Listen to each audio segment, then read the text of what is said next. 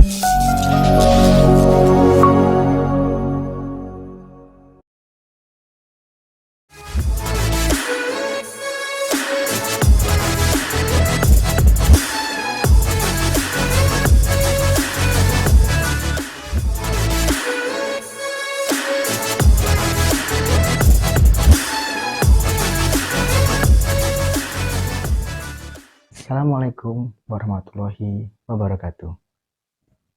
Perkenalkan, nama saya Khairul Mustaqim, mahasiswa PPG dalam jabatan tahun 2022, jurusan Sejarah Universitas Negeri Surabaya.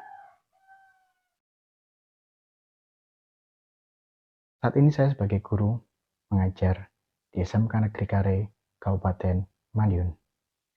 Dan video ini adalah video untuk uji kinerja saya sebagai seorang guru profesional.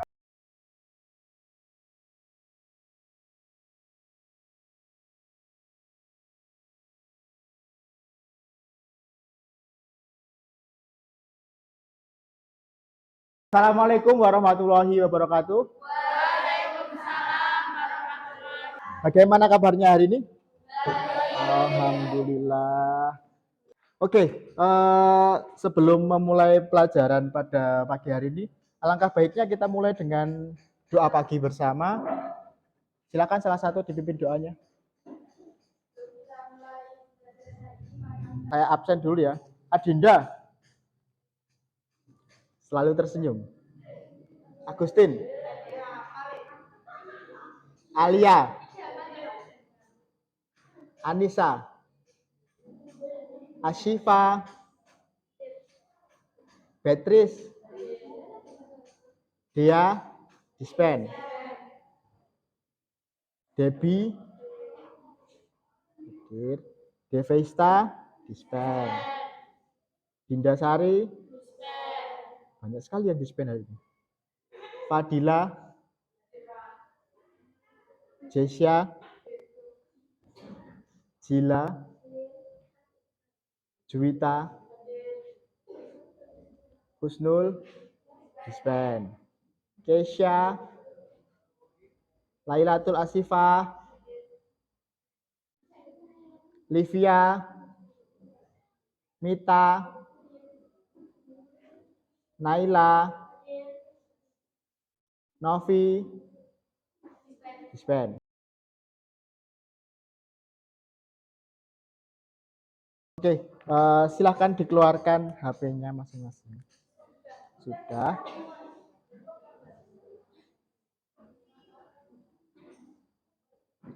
Oke, silahkan bergabung dengan grup Telegram.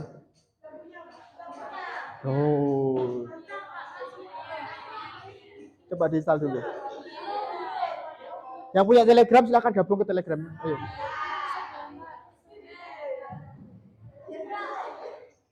Bisa bergabung dengan Telegram.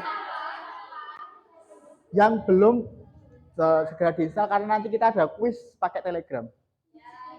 Ya, oke. Pada pertemuan kali ini, tujuan pembelajaran kita adalah kalian dapat menganalisis corak kehidupan manusia praaksara atau nenek moyang bangsa Indonesia. Jadi kemarin kalian sudah belajar tentang kedatangan orang-orang ke Indonesia yang ada 3 teori kemarin, masih ingat? Ada teori Yunan, teori Oto Afrika, sama teori Nusantara, di mana teori-teori tersebut mengatakan bahwa orang-orang pertama kali datang ke Indonesia ketika masa Pleistosen, di mana saat itu bumi sedang dalam kondisi yang kurang stabil dan berubah-ubah. Nah, selanjutnya kita akan belajar tentang corak kehidupan dan hasil budaya nenek moyang bangsa Indonesia. Sebelum kita ke materi, kalian pernah lihat film ini enggak kira-kira?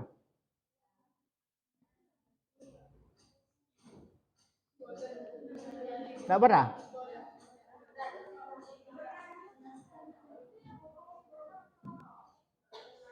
Enggak pernah lihat film ini?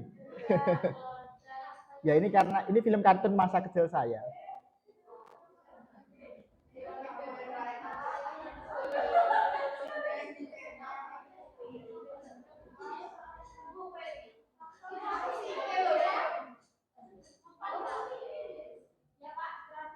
Ini ada satu film lagi buat pendekatan kita terhadap materi yang akan kita pelajari.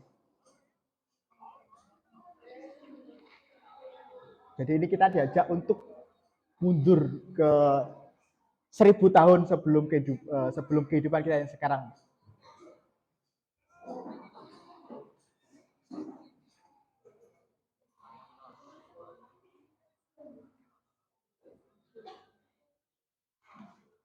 Tahu BCE itu apa? BCE itu before century, sebelum ada peradaban. 10.000 tahun. Sebelum peradaban itu muncul. Jadi ini kehidupan awal manusia atau kehidupan awal nenek moyang bangsa Indonesia digambarkan seperti ini kira-kira.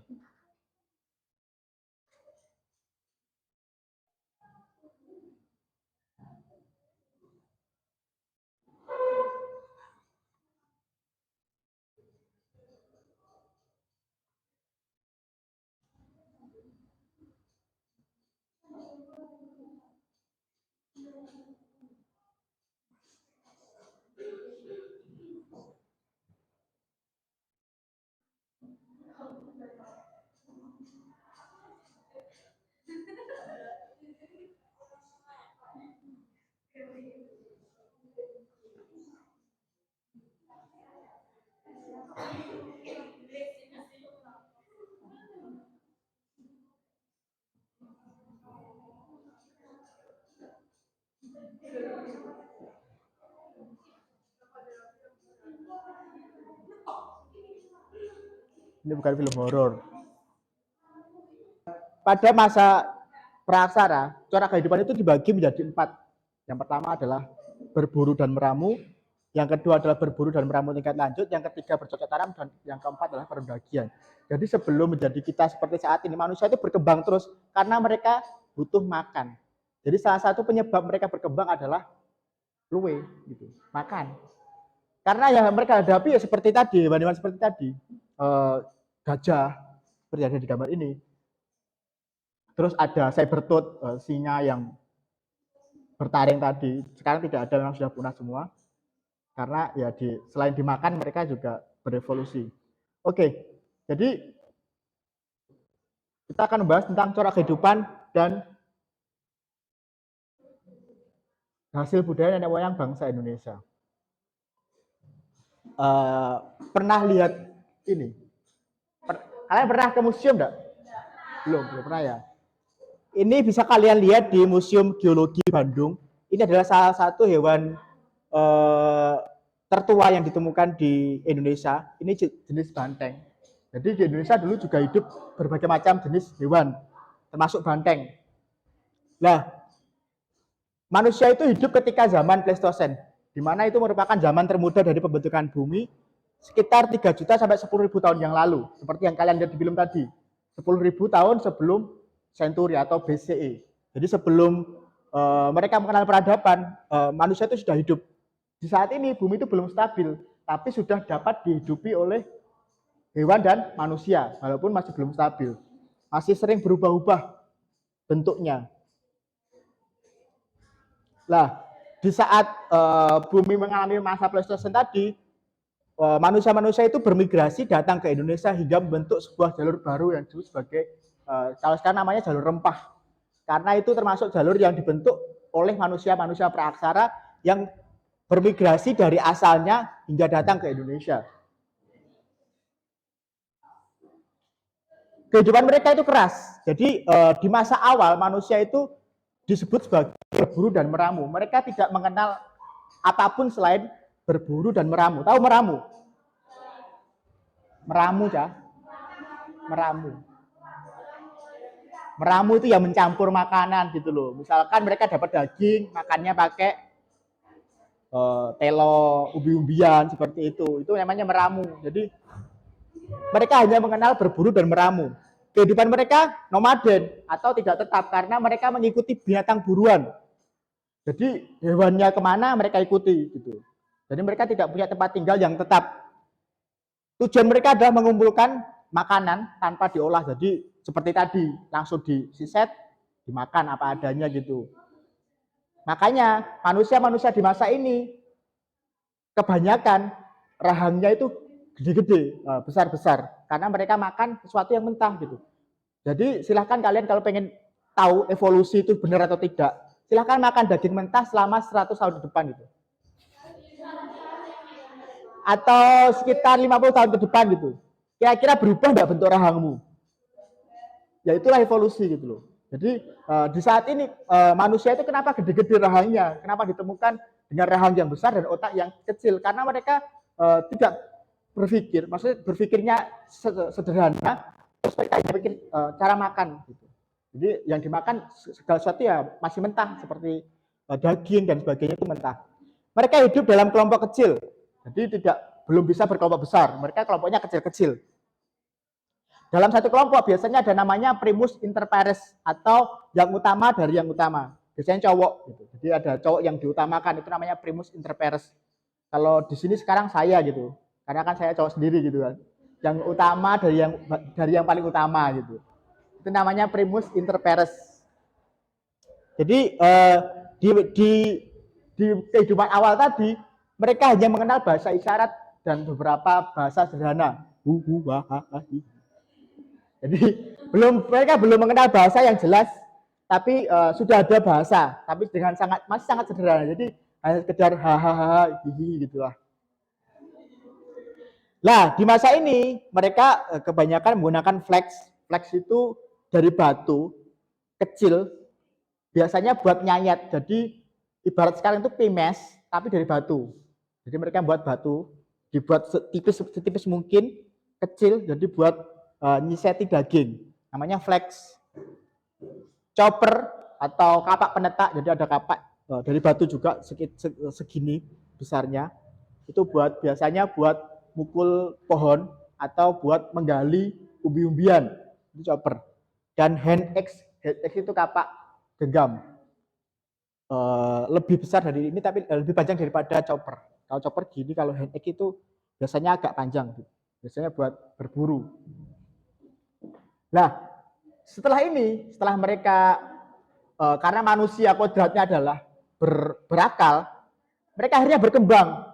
Tidak hanya berburu dan meramu, tapi mereka berkembang lagi berburu dan meramu tingkat lanjut. Di sini mereka sudah sedikit pinter. Kalau sama kalian tuh ya mirip lah gitu. Tapi mungkin pinter mereka gitu. Enggak, tetap pinter kalian. Jadi karena di sini mereka sudah mulai menemukan api. Satu-satunya yang merubah peradaban adalah api. Mereka sudah bisa memasak makanan nih. Jadi mereka sudah makannya gak mentah lagi. Mereka sudah mulai masak. Dimasak, dibakar, dibuat steak gitu loh. Terus buat status. Nah, mereka ada buat status, mereka hanya masak dan memakannya. Karena mereka sudah menemukan api, mereka mulai mengenal yang namanya slash and burn atau menebang dan membakar. Jadi mereka sudah mulai bisa membuka lahan pertanian, tapi dengan sangat sederhana. Yang ditanam ya jenis kalau sekarang kalian pernah tahu jawawut enggak? Jawawut enggak? Yang biasanya buat makan burung itu loh. Semacam millet, tapi warnanya hitam. Nggak tahu ya. Ya itu namanya jawawut. Kalau nanti carilah.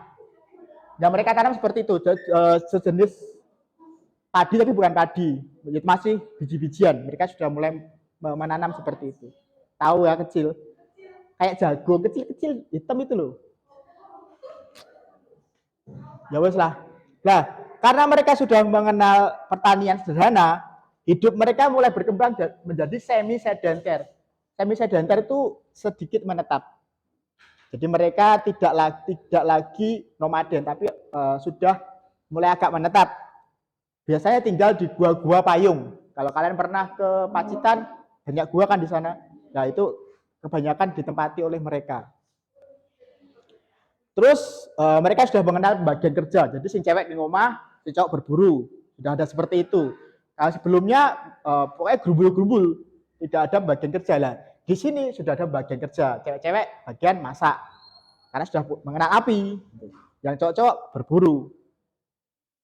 Nah, karena mereka sudah bertempat tinggal, mereka sudah ada yang namanya Kyoken Modinger atau sampah rumah tangga. Jadi biasanya di gua-gua itu ada namanya Kyokenwodinger, sampah-sampah bekas mereka bertempat tinggal karena mereka makan ya. Namanya orang bertempat tinggal kan tetap meninggalkan sampah. Kalian bisa tanpa sampah sehari?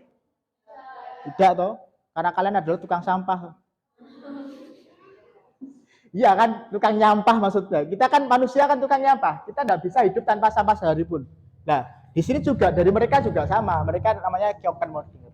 Terus karena mereka sudah bertempat tinggal di gua, mereka sudah mulai membuat lukisan. Tapi lukisannya masih sederhana, bentuk tangan, gambar gajah dan sebagainya. Dan biasanya gambar tangan ini kenapa bisa lama gitu? Karena dicampur dengan air seni gitu. Jadi tumbuhan ditumbuk,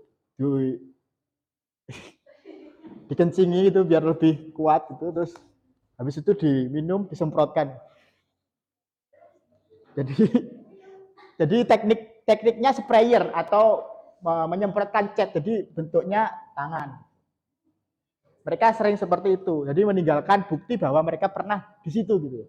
Kalau manusia sekarang buktinya adalah foto, Instagram, Facebook dan sebagainya. Kalau mereka buktinya adalah ya lukisan tangan itu. Apa? Yang foto ya ini kan gambaran aja gitu loh. Kalau gambar aslinya ada, cuma tidak saya tayangkan, ini hanya sekilas sebatas ilustrasi. Oke, lah setelah itu mereka mulai berkembang lagi. Di sini namanya di masa bercocok tanam ini orang-orang Indonesia itu sudah mulai kedatangan bangsa Melayu atau Austromelanosoid. Jadi bangsa-bangsa Melayu pertama yang datang ke Indonesia disebut sebagai Proto Melayu, yang akhirnya kawin dengan orang-orang lokal dan akhirnya menjadikan kita saat ini. Jadi kita itu ada keturunan-keturunan dari daerah-daerah Thailand, Yunan gitu. Jadi orang-orang Melayu yang berasal dari asalnya sana melakukan kohabitasi atau kawin dengan manusia-manusia lokal.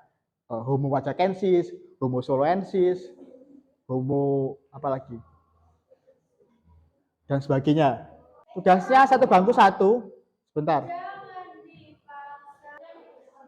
Tugasnya saya share di Telegram.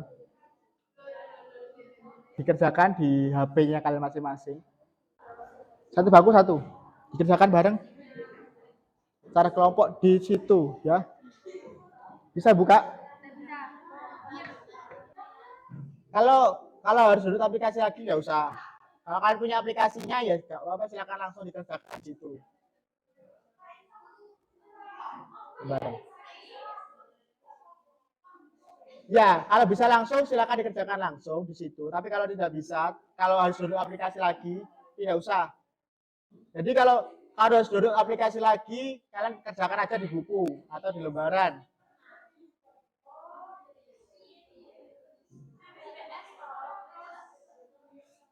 Ah, ya. Atau kalau bisa kerjakan terserah. Kalian kerjakan pakai apa aja terserah. Misalkan kalian ketiknya di WPS boleh, kalian kerjakan pakai Canva boleh, pakai kertas juga boleh. Boleh, terserah kalian. Jadi ini kerjakan semudahnya. Kalau kalian paling mudah pakai kertas, yo silakan pakai kertas. Kalau mudahnya pakai Canva, silakan pakai Canva. Misalkan kalau kalian mudahnya pakai WPS Office atau Office yang lain, silakan. Jadi kerjakan tugas kelompoknya itu semudah kalian, sesuka kalian. Oke? Yang kalian sukai apa? Misalkan kalian mau buat pakai TikTok ya nggak apa-apa, wes.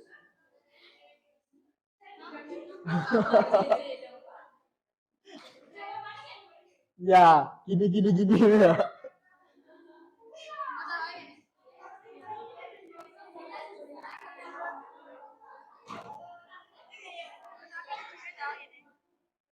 Kan kalian punya buku paket loh. Di buku paket kalian itu ada loh, Cak.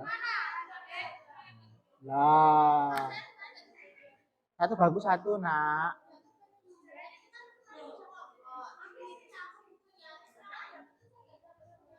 Masa iya? 1. Coba yang bawa buku paket, dibuka buku paketnya, ada nggak? Ya, pinter. Dinda buku paketnya ketinggalan. Mulai. Ada apa sama dengan Dinda, Pak? Lo kan absen pertama toh. Oh, gitu, Pak. Apa, Pak? Lo maksudnya kan karena absen pertama, jadi mudah dihafal. Iya. Terus yang paling suka terlambat kan Dinda. Jadi saya hafalnya ya Dinda.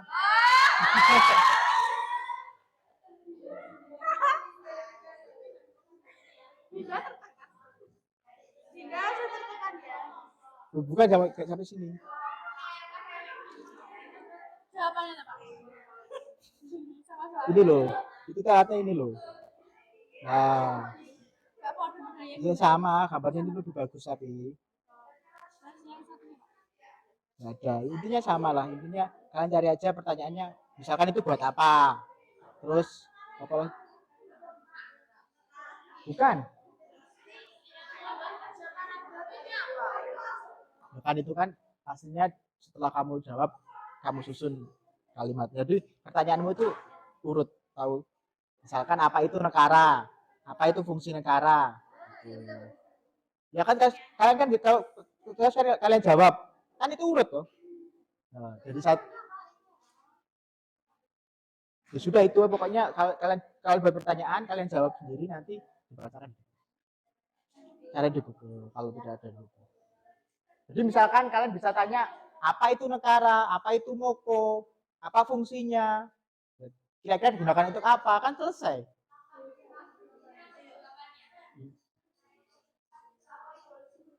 Kan ada tugas mencari membuat pertanyaan dulu. Lah, kalian tanya dulu dari gambar itu kak, dari gambar itu kalian muncul pertanyaan nggak sih? Ya, kira-kira itu apa? Lah, apa?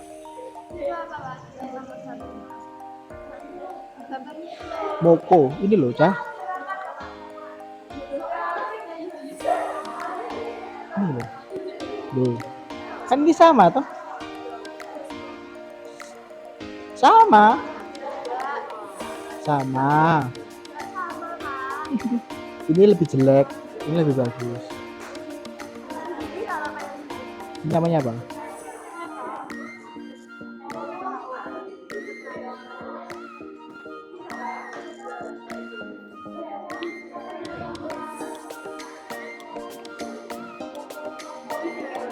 Kamu ikut saya.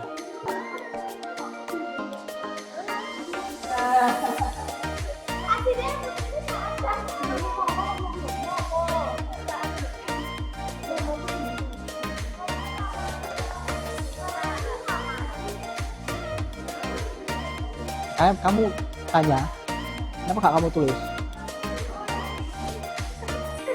Apakah fungsi moko dan negara sama? Itu kan pertanyaan. Udah, kenapa kamu tulis saja?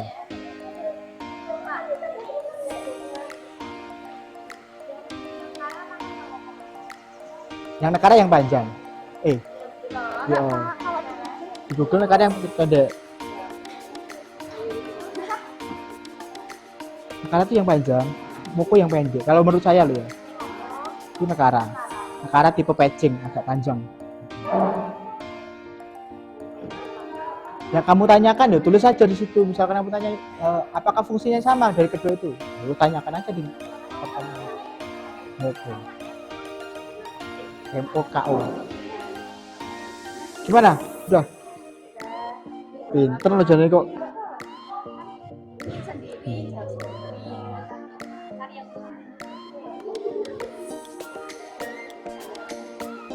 Bukan aku muter toh dulu. Terus keliru aku lek muter.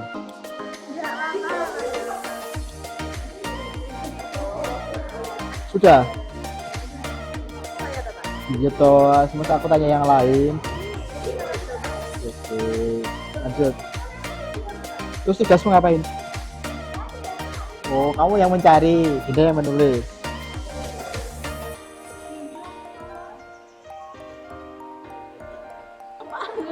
Lah kan sudah tuh. Nanti kan sedikit namanya Pak. Ini berarti dikerjakan oleh orang lain. Ini kamu ngetik di sini. Iya. Ini sudah. Iya. Ini gini.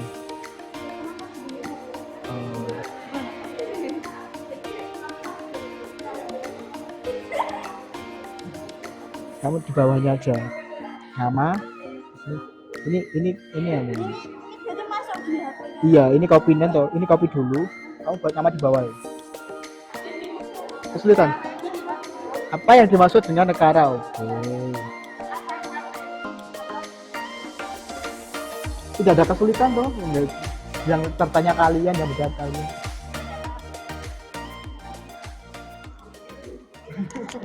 Assalamualaikum warahmatullahi wabarakatuh. Nama saya Beatrice Pratama dari kelas 10 akuntansi dan ini teman saya namanya Novita Puji Lestari dari kelas 10 akuntansi juga. Pertanyaan saya yang nomor 1, apa fungsi dari moko itu? Jawabannya adalah moko berfungsi sebagai mas kawin atau belis, alat-alat upacara kematian, pendirian rumah, pesta panen, perkawinan, dan lain-lain, serta menjadi alat musik. Pertanyaan nomor 2, apa yang dimaksud dengan moko? Moko adalah benda dari logam yang terbentuk tambur dan ditutupi bagian atas serta bawahnya. Nomor 3, apa yang dimaksud dengan nekara? Nekara adalah semacam berlumbung dari perunggu yang berpinggang di bagian tengahnya dan sisi atasnya tertutup. Nomor 4, sebutkan fungsi dari nekara. Nekara berfungsi untuk sebagai mas kawin, benda pusaka, dan alat musik. Nomor 5, di mana nekara tersebut ditemukan? Nekara ditemukan di daerah Jawa, Bali, Sumatera, Kepulauan Kei, Selayar, dan Roy. Sekian presentasi dari kami berdua, kurang lebihnya mohon maaf. Wassalamualaikum warahmatullahi wabarakatuh.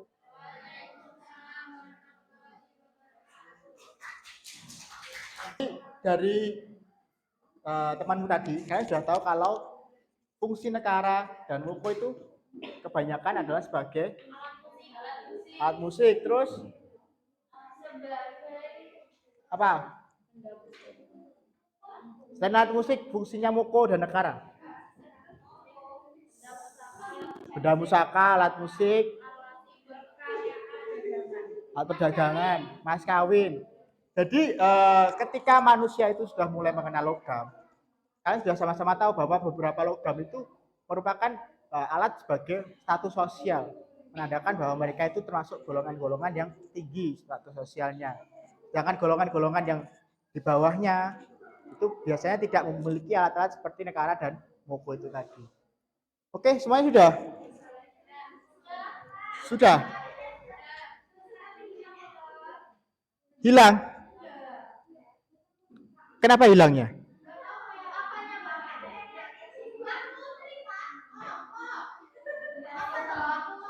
Jawabannya hilang. Ada yang nyalin terus dihapus, ada yang ngekat gitu ya. Ayo, siapa tanggung jawab?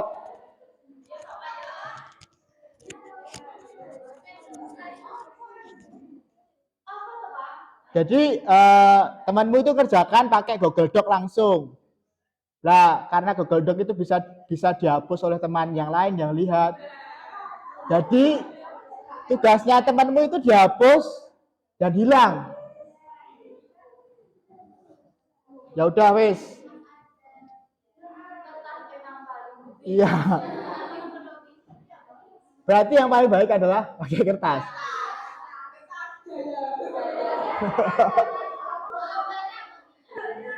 Oke. Oke, sip.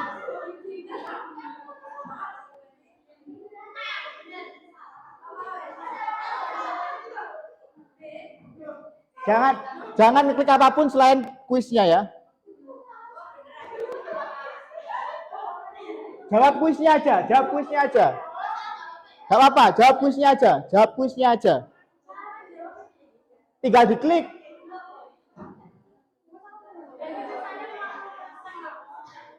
Nanti muncul nilainya nanti kalau sudah selesai. Tinggal diklik, silakan diklik. Ada kan ada nomornya 2/10, 1/10. Ini. Ini kalau waktunya sudah habis kan nggak bisa jawab.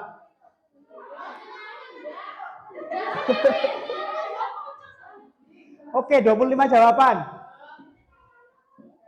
Pinter, oke, 3/10. Kerjakan aja dulu pokoknya.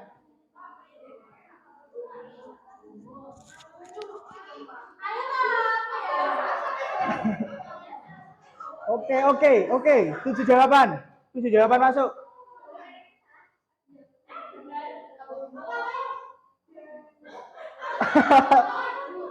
Tujuh 17 jawaban. 23 jawaban.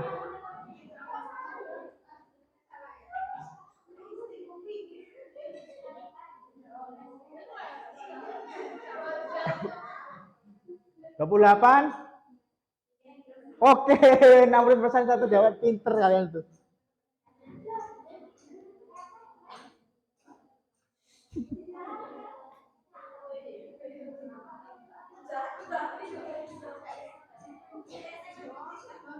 Satu jawaban. Beatrice. Oh belum. BZ ini siapa ini?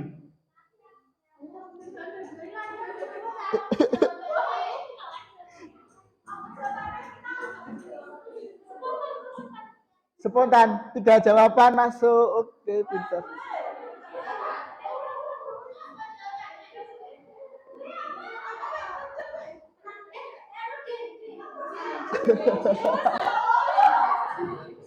Oke.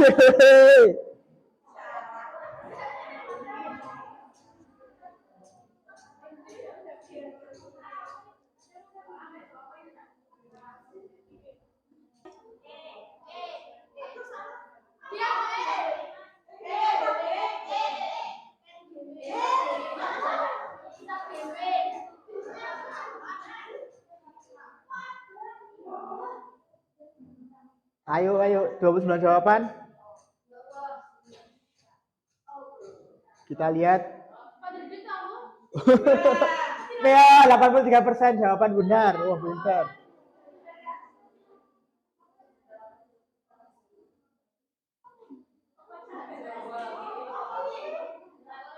Jawab aja dulu pokoknya, silakan jawab. Cap cip cup.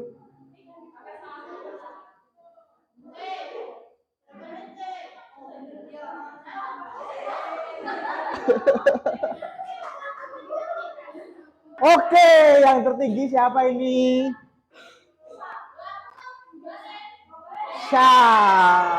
Oke. Littlefoot sama Sylvia. Tepuk tangan.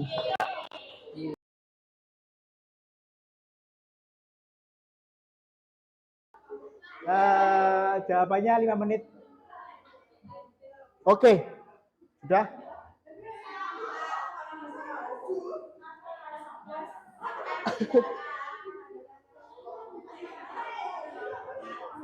Oke, karena waktu kita sudah selesai, jadi kita pada hari ini sudah belajar tentang corak kehidupan manusia praaksara. Kalian sudah tahu fungsi-fungsi dari alat-alat manusia praaksara dan alat-alat penundagian yang tadi sudah kalian buat pertanyaan dan jawabannya. Dan untuk kuisnya, ternyata kalian sudah cukup pinter karena bisa benar menjawab 4. Sabar dulu. Sabar ya. Jadi selamat kepada pemenang karena kalian berhasil menjawab 7 pertanyaan benar dari 10 pertanyaan. Yang lain bisa menjawab 4, jadi masih cukup bagus. Oke. Jadi terima kasih untuk rewardnya nanti. Sampai jumpa di pertemuan selanjutnya. Semoga sehat selalu. Assalamualaikum warahmatullahi wabarakatuh.